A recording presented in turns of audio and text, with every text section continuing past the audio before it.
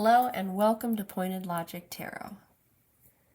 This is going to be the third and final installment in my Divination collection series, and this one will be quick and easy and very straightforward. As you can see, here I am going to talk about divination using dice, which is known as astragalomancy, and divination with coins, which is sometimes called numismatomancy.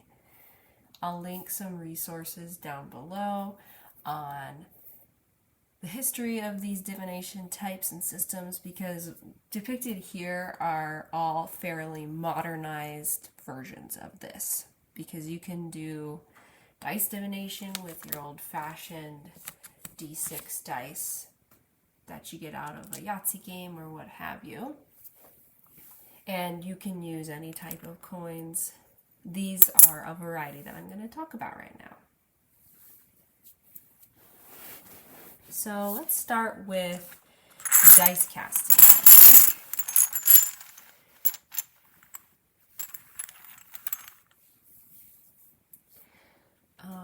These here are three different sets of polyhedral dice. And I think it's been actually something a lot of folks have been talking about on TarotTube lately, and how to incorporate dice divination with tarot, which is a fun thing to do. But you can also do dice divination on your own. All right, we'll start with the first set that I got as a gift from my lovely partner. These are opalite dice. They're from Wormwood Gaming. Opalite is a stone that, it's a type of glass. It's a human-made and human-designed stone. And it's given a translucency that's similar to opal, which is why it's called opalite. It's a type of glass. But glass is, a type of stone from silica anyway. Then the next set I got was this one. This is a blue turquoise set from Norse Foundry.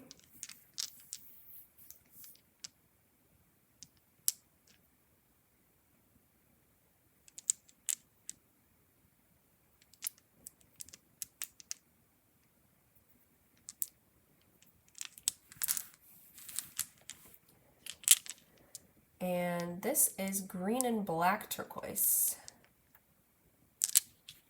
Why am I not remembering the name of this? This is the most recent set by Baron of Dice.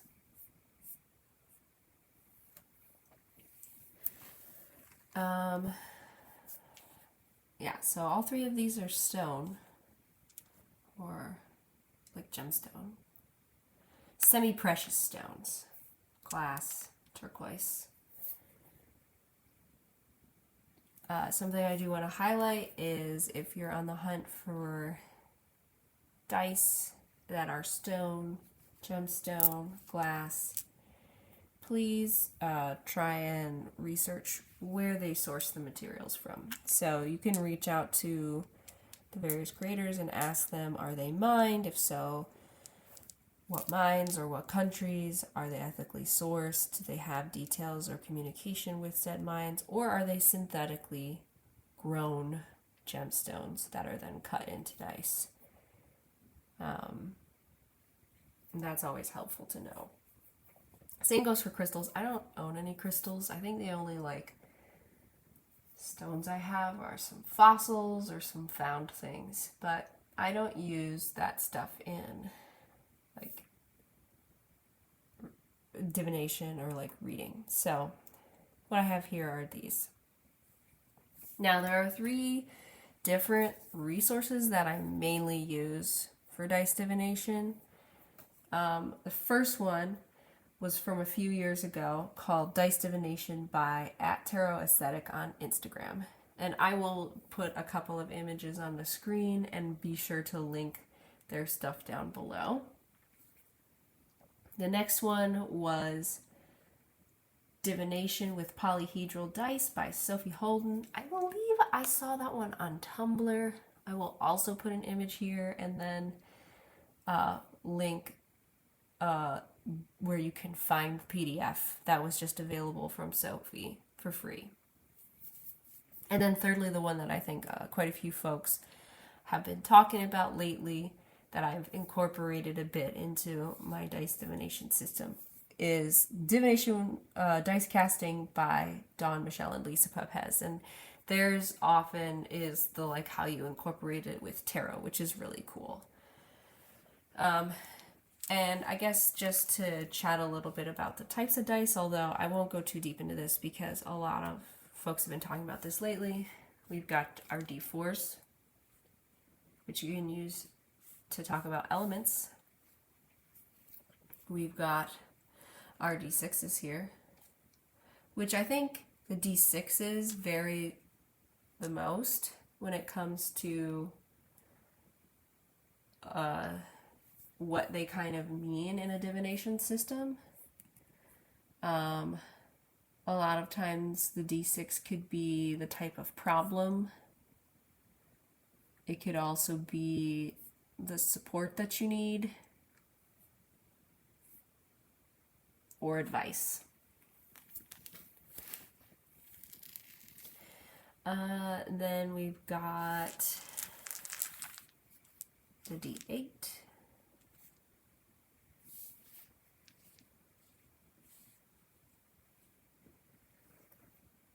You can view this as the action needed, as the phase you're in. You could use it for moon phases. Yeah. Next, after that, we've got a couple of different D10s. So we've got this, you can call it a 0 to 9, or you can call it a 1 to 10, and the 0 is the 10. That's your typical D10. Here's the other one here, and this one. I really like the patterns on these.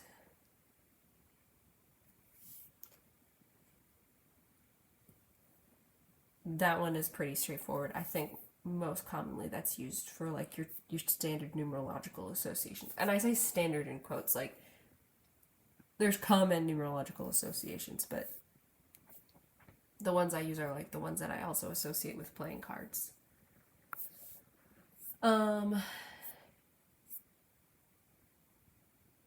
Then there's your D percentile or D100. And you can either call this 0 to 90 or more typically 10 to 100.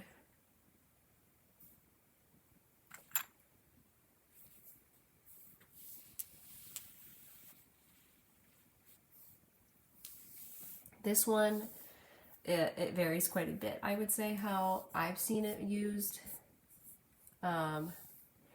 You could difficulty level, so like let's say you're like how hard is it going to be for me to pass my driver's test? 50%. Oh, so you got a 50-50 chance. You might do it, you might not.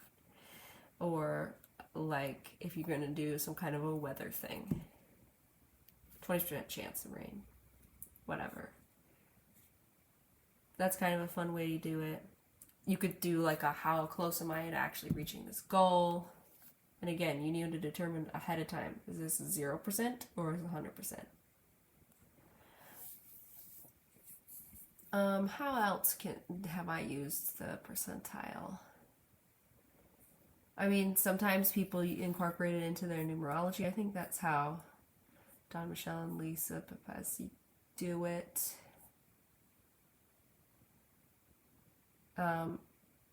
Importance. How important is something? I like using it in kind of like that range aspect. Sorry, I'm going to shift my friends up and out of the way. And then up next we have our D12. Oh, wait a second, where is my other D12? I'm missing a friend. Ha, it's still in the bag here. I had a D&D buddy crochet this bag for me as a gift, so in honor of that I keep all of the dice sets in there. And then one of the sets came in this nifty little case, so sometimes I put it on display, one of the sets, on my tarot shelf. Okay, D12s. So I do want to like highlight that I think the way that Dawn and Lisa use the 12 is really neat. They use what they call the 12 houses, or the 12 focuses, which I think is kind of cool. I don't know if I've seen that anywhere else.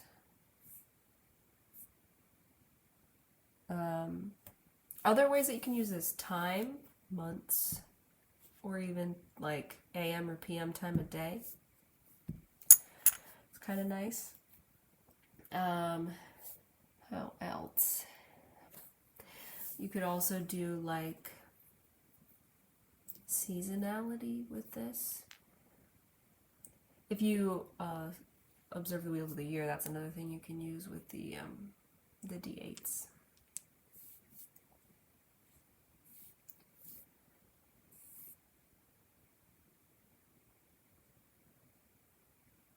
If you set a range to this, you could be like, the way that Sophie uses it, I believe, is like 9 to 5 is work time, 5 to 12 is free time, 12 to 9 is rest time. Like, you just sort of determine how you want to roll it. And if you have multiple, you roll AM and a PM, like however you want to do it. The idea with this is that you can incorporate dice in a divinatory way into an existing practice that you have when you do readings, or as a practice on its own. You can use it to help you determine the number of cards you want to draw. You can use it, which I have also done in the past. You can use it to determine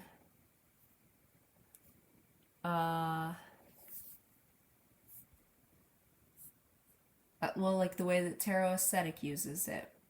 You say, the D10 is your the number card for your suit. So like you could say, okay, here's my suit card of tarot. 2 is cups, and then it's the Ace of Cups. Like, you can do something like that. You just have to make sure when you're doing something like incorporating dice that you sit down and you sort of predetermine what you want them to mean to help give your system cohesion. So I've used them in a variety of ways. I continue to sort of play around with it, but always ahead of a reading, I kind of say, okay, here's how I'm going to try it this time. Okay, and then finally, everybody's favorite, the D20. And you're just pretty. Like, the cut, the feel.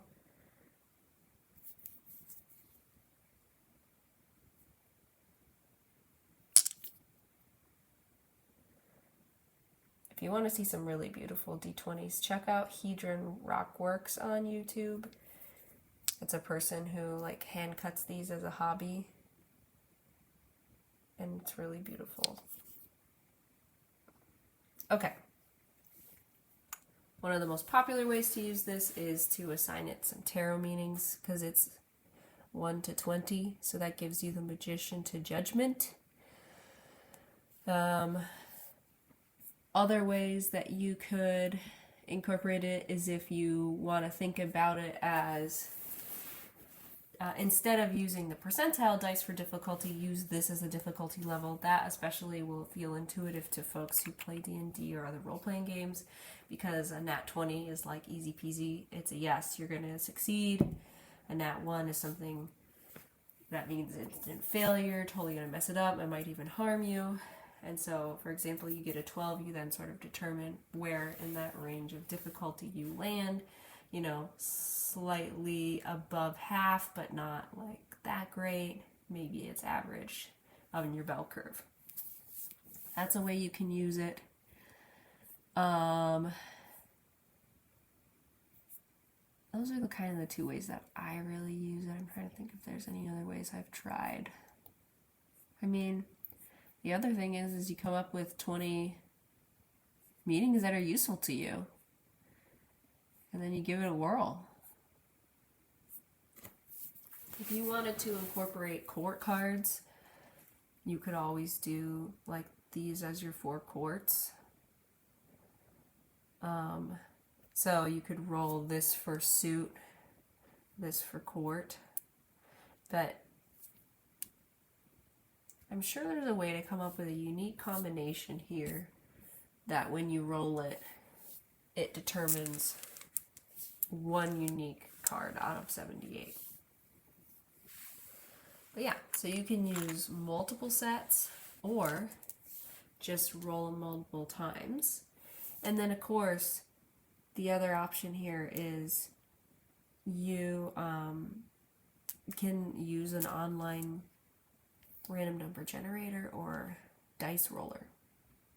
And it'll give you a die on screen, or you can have it set to several dice and then you roll them all at once. And that's really convenient to play D&D online with friends or to do divination. So that's my dice. That's a stranglemancy. And more resources will be in the description box, like I mentioned. And I keep them all in here. Something to note about gemstone dice is they are kind of fragile, and I have indeed chipped a couple before by not being gentle enough. So you want to roll them sort of one at a time on something soft, and you probably shouldn't keep them in a bag like this, or at least if you're going to travel with them, because tossing them around would have them bump into each other. Okay, so the next thing we're going to talk about are these days my coin collection for numismatomancy. There's a few different sets in here. So we'll start with the first set that I got. And by set, I mean 2. However, there are more coming, which is exciting. So, these 2. These are from the creator of the Children of Litha Tarot. And I actually keep all of the coins in a Children of Litha bag that came with the deck.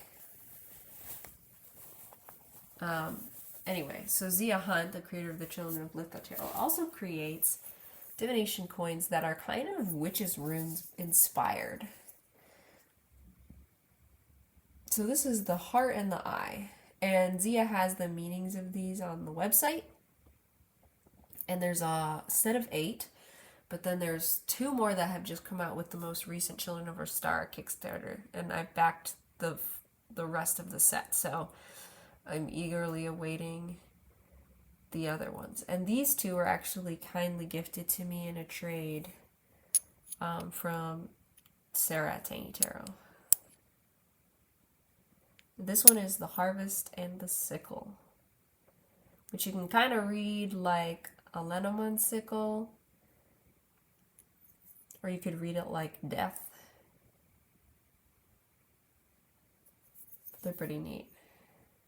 So there's like Elements ones, Fox and Raven ones, Labyrinth, and is it Labyrinth or is it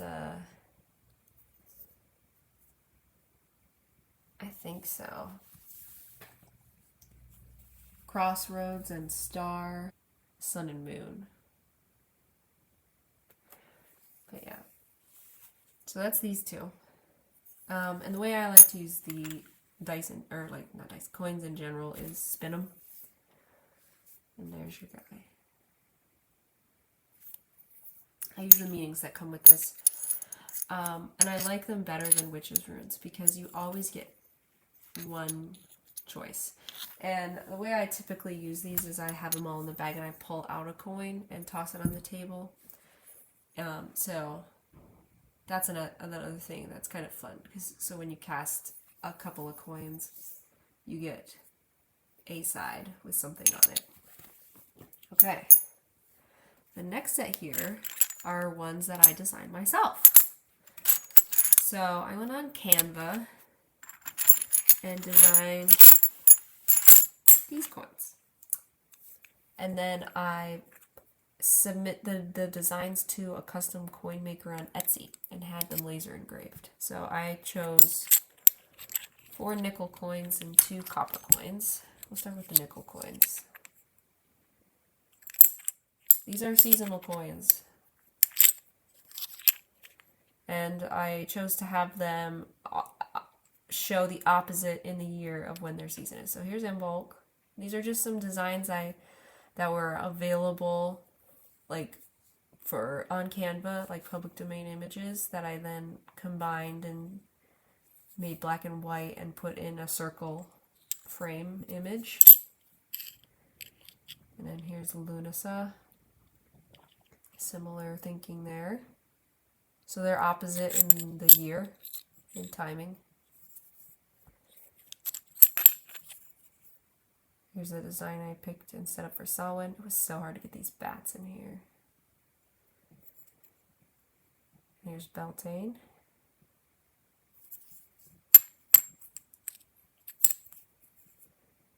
There's Autumn Equinox, which is this week.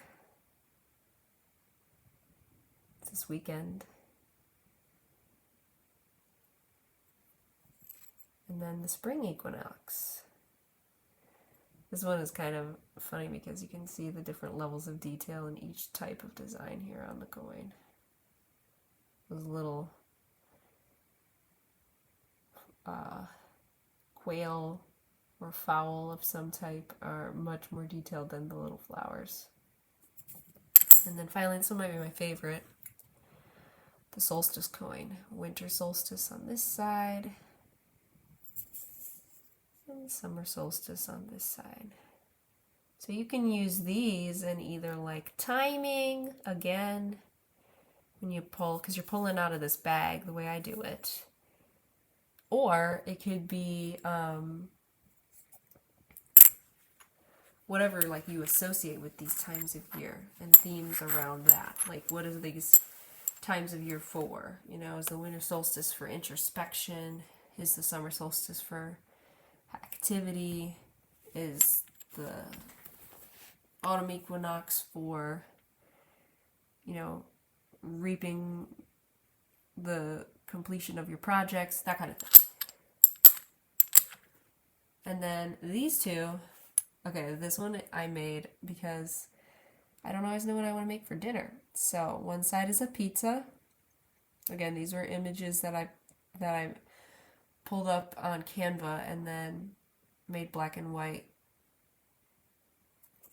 and put in a circle frame. And then veggies on this side. Do I want a healthy meal or do I want a little bit of junk food? So if I don't know what to make, I can flip a coin. But you could also think of this as a funny, like, I don't know. I don't really want to ascribe good or bad to foods, so I don't really use this as like a vice and virtue coin or anything. Serious and playful, maybe, would be a better way to look at it. And then this coin is growth on one side and decay on the other side. But with decay comes new growth and new life. So I wanted to depict it with fungi. Again, images that I pulled up from Canva's thing, little graphics thing. Okay, so these are all coins that I designed that I have in this bag. And then lastly,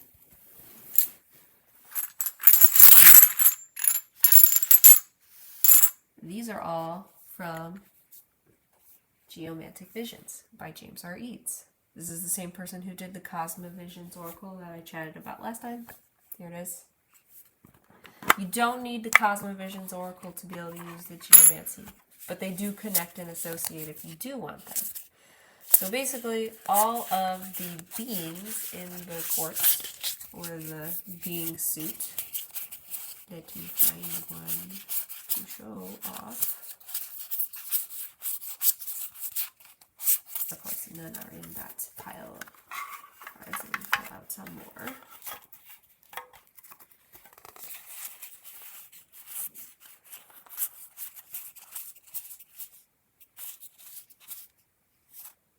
Here we go. So the shapeshifter, the mystic, protector, the weaver, the fighter, all of those got changed or like reimagined by the author into these coins that are associated with your classic geometric figures. Geomancy is a really old type of divination, so this combines numismatic and geomancy together to get geometric visions coins. Here's an example. Here's all the figures. The book is really helpful. And then what I did was, so it talks about the classic figure, which is depicted here. Then there's the art of the coin, and then the interpretation. But I then also wrote the association that goes with the Cosmovisions Oracle, the name, and then the meanings in the little pamphlet fold out that's included in this. And then additionally, it's tarot association. Because that just gives you so much more to take this meaning and then incorporate or overlap it with this meaning. Again, maybe too many options for some, but I find it quite enjoyable to do that. Additionally, there's these 4 little coins that are your elements, and it shows single elements on one side and double elements on the other. And in the book, it does talk about those coins. That's where they are actually. And what it says is, 1 dot is considered an active element. Oops, this is 1. So here's the lily to represent water. And then 2 dots is passive. So you can view the elements as active or passive if you pull these, or you can toss them to generate your figures if you wanted to draw out the figures like classic geomancy. The coins themselves show the classic figure on one side, and then the imagining of what that figure would be embodied like by the being. Now, I use these a few ways.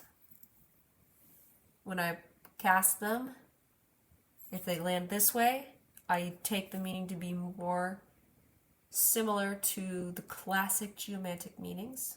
And also the names are conveniently put here. Rubius. So you also know what's upright, because geomantic figures are not reversible. I mean, some of them are symmetrical, but there is an upright way to read them. And if the coin comes up this way, then I view it in more its court association and meaning. So it kind of gives each coin 2 meanings, which I find quite enjoyable.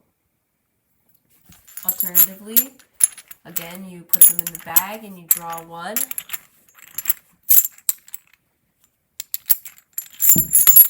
And I like to, read the message and be like, okay, I need this peacemaker with me today. The peacemaker stands ankle deep in a pool of water, surrounded by lilies. And then it describes the peacemaker. Albus is Latin for the white. It stands for peace and illumination. The formation of dots resembles an old man with his hand up in the air, as if he's discovered a long sought-after solution. Albus is favorable in most situations, but alone is considered a weak figure. Great for beginnings and things that require knowledge and understanding. So you know, you take something out of that. And then the Peacemaker comes with me in my pocket for the day. I've taken these on road trips before where like I often would take the Fighter the Protector when I'm going on a work road trip because I work in community organizing and want that while I'm driving there or traveling. So, have a little buddy in my pocket with one of these.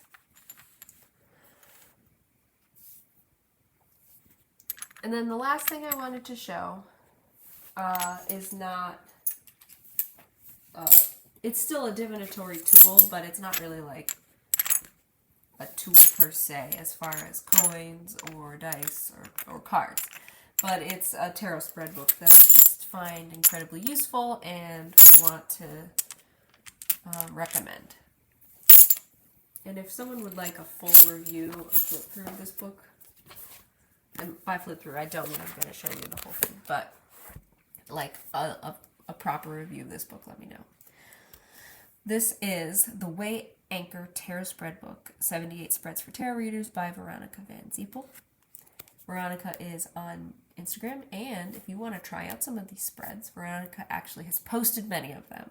So it's really neat because it's a spread book that has contributions from several other Instagram tarot creators as well as tarot deck creators. It's got gorgeous pictures, and it has 78 spreads, as the name suggests, for each tarot card, and then an example one. It also describes each card, so it's a great beginner's book where you're like, what does the King of Cups mean again? It has upright reverse meanings and then a description. It follows the Rider-Waite system, but it's just such a good book. It also shows all the spread creators if you really want to get into more tarot on social media, and it shows all of the deck creators because of the decks that are featured. So some of the deck creators are also spread creators, which I think is fun. Anyway, and here's a little blurb about the tarot reader and tarot creator on the back. Thank you, Veronica. This is a wonderful book. I missed the Kickstarter. I think there was a Kickstarter, but I then pre-ordered it and got it. And it's really nice to have hard copy. I have been using it in a year-long project where I have a significator tarot card that I pull that represents like sort of what I need to work on for 6 weeks because I'm doing it by the Wheel of the Year, and then I read the spread of whatever that significator card is at the beginning of those 6 weeks and sort of think about the questions, because the questions are usually like very thorough prompts. So as a divination tool, I highly recommend this either for prompts or, to help you come up with a spread, or if you draw a tarot card that is your stalker card, or a card you really just don't know that much about, or you want to go deeper on. So like, let's say you do a different reading and then the Eight of Cups comes up and it's and you want to clarify it, or it's been coming up a lot for you, or it's something that just really is standing out to you in your reading, then you can do a whole separate or a follow-up reading with a spread that's focused on the Eight of Cups. So that's kind of the way that book works. So I use this. I don't only use it for tarot decks, but I most of the time, or I'll draw oracle cards for the tarot card in the center. It's really enjoyable. I hope you enjoyed learning a little bit more about some of my divination tools outside of tarot and oracle decks and playing cards. Feel free to ask me any follow-up questions down below, and remind me if you are looking for a resource that I haven't remembered to link or you would like more information on. Thanks, and take care.